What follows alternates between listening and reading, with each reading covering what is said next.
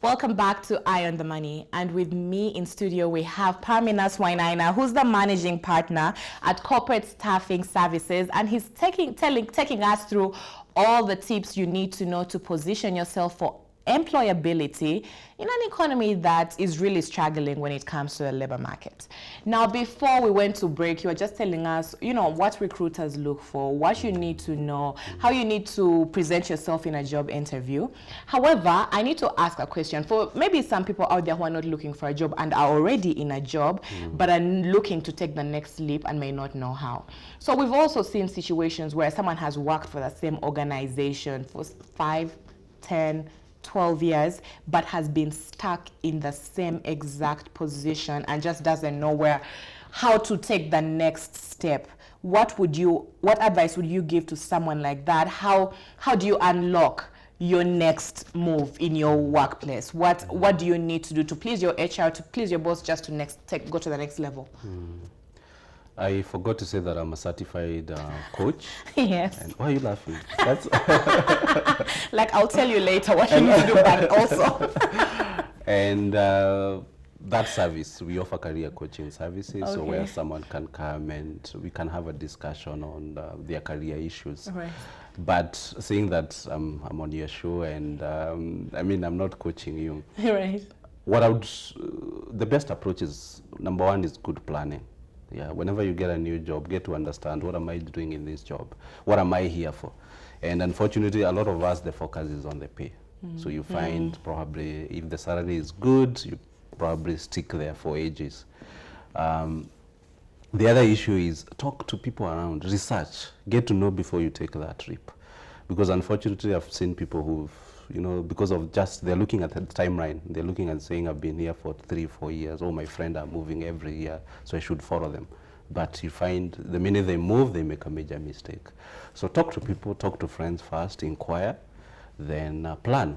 And if you feel really you're still not making any headway, talk to a coach, talk to a friend, talk to experts now, and they'll be able to guide you.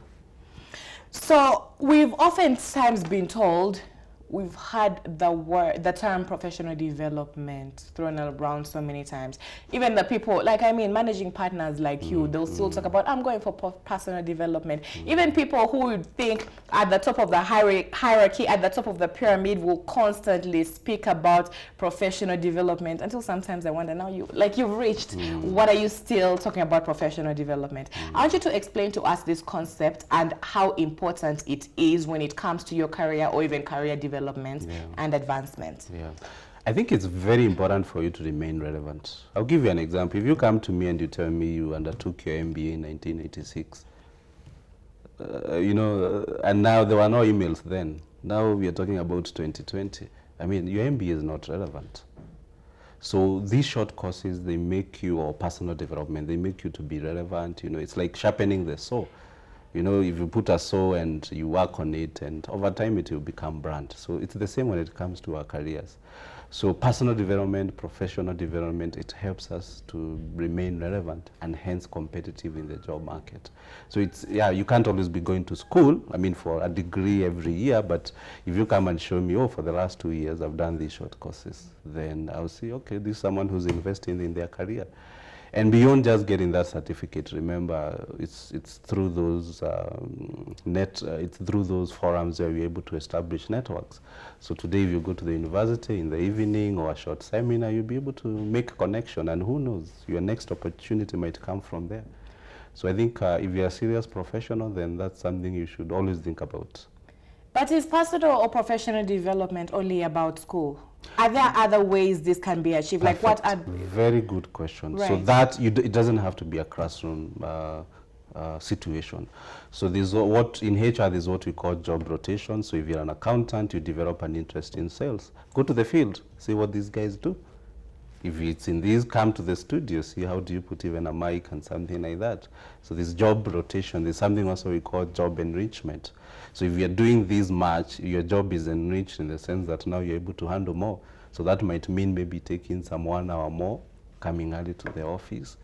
At the end of the day, let me use Kiswahili. People think when I'm given additional responsibilities, na tumiwa, no, I'm being used. No, It's to your betterment. Right. Because when you come now to the job market, I really don't care so much what is on your JD. I'll look at the skills. So if you're an accountant, but you developed an interest in sales and you went out and you closed some business worth 5 million, who would I rather hire? The accountant who only knows how to balance books, but one who you tell me, guess what, Paminas?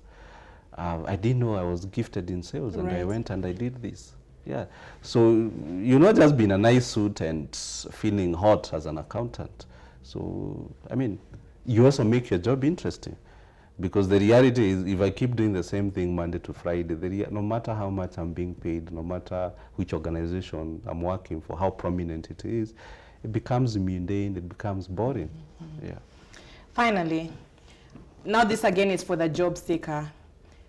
When, again, usually, because the reason I'm insisting or dwelling on the interview process, because it's gruesome. I've gone through it. Like, no matter how much you prepare for an interview or like just to try and get a job, it's just so nerve-wracking. It's so gruesome that sometimes you can think you've prepared, but then when you get in there, you end up blabbering and doing things that you haven't imagined. And much as you could have prepared, you thought you were going to get that job, you do something that's really off. So for someone who's going in there looking for a job, what are the don'ts? What are some of the common things that people do in job interviews that they think are okay, but actually lead to automatic disqualification? That for you as an expert, like when you're sitting in there, that make you just cringe, and what are some of the don'ts? Before I answer you, I have to say an interview is like You're certified. I'll still answer. It's not that I'm skirting around the issue. An interview is like a marathon. All right. Do you just wake up one day and you think I'm going to run a marathon? Absolutely not. So let's say you're preparing for this Nairobi marathon, which is held in October. So come January, you run 1 kilometer. February, you add 5 kilometers. So that by August, you're doing your 20, 30 kilometers. So even with interviews, you can't expect to be confident on the day of the interview if you've not been confident. Right. So start practicing. If in the office there's a meeting and you want to contribute, say something. Go to a public speaking class. We offer that at corporate staffing. Come learn to do how to do proper presentations. Such that now when the opportunity comes here, you'll be ready. You'll be there like that marathon runner. Every day they do 40 kilometers. Right. So why won't they keep Kipchoges? You can keep saying no human is unlimited here. But that's just a slogan. If you don't practice, you'll be very much limited. That's the reality. Yeah. So that's number one approach. But now to come to your question, to be more specific. Right. The worst mistake you can do is not being able to align your current or past experience with what you're being interviewed. I see people making that big mistake. So you come here, you're a presenter, you're an accountant. You look at the job advert and you say the title is presenter. And you say, I've been doing this for 3 years. I don't need to prepare. I don't need to research the organization, and I'll just show up. Right. Big mistake. Maybe there's 1 or 2 things they are focusing on, and you just go there and you gross over. You miss the job.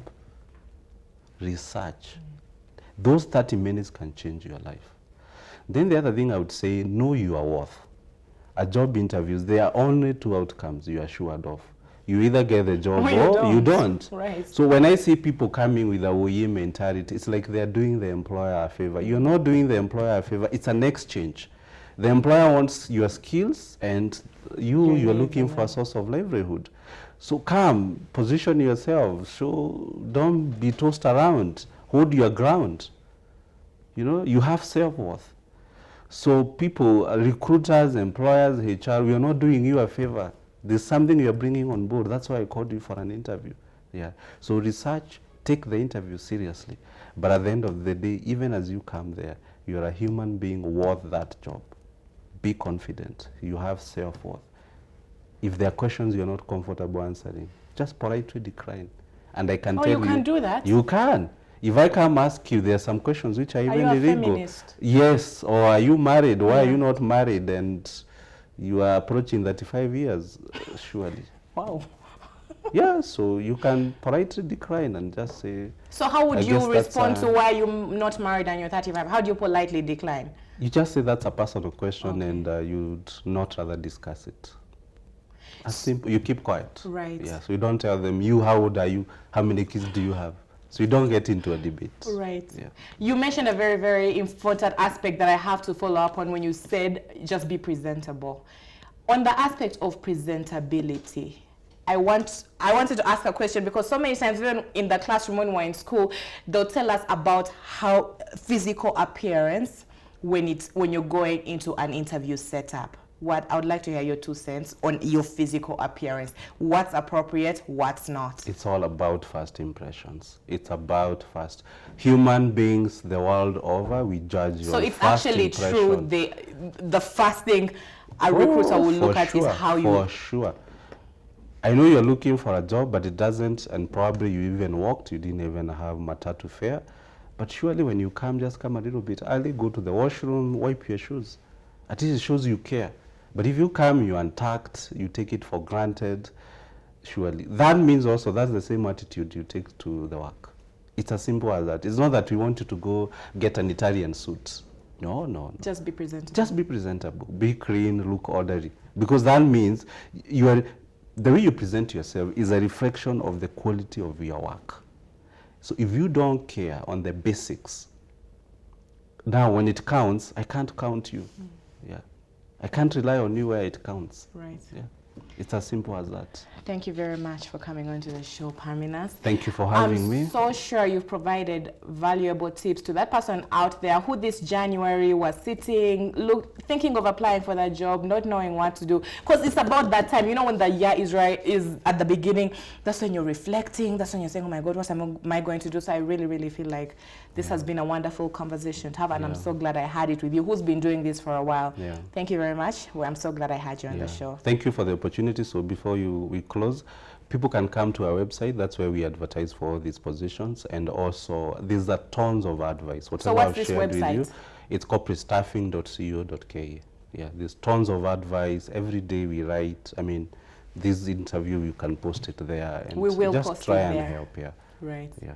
Thank you very much. Thank you too. I appreciate it. So we've come to the end of the show, but before we leave, I'll leave you with a financial tip. You may be so eager to demonstrate your value to the company that you forget to be yourself, and that can be a mistake. Some candidates are so focused on impressing the hiring manager with their knowledge and experience that they forget to show their true personality. But as more companies look to hire for cultural fit, a candidate with a great personality can sometimes beat out one with a stronger resume. Now, relax and let your real self shine through. That's where we wrap it up today on Eye on the Money. You can keep the conversation going on our social media pages at Metropole TV KE on Facebook, Instagram, and Twitter. Don't go anywhere. We have so much more amazing programming coming your way right here on Metropole TV. I'm Ingrid Nantege.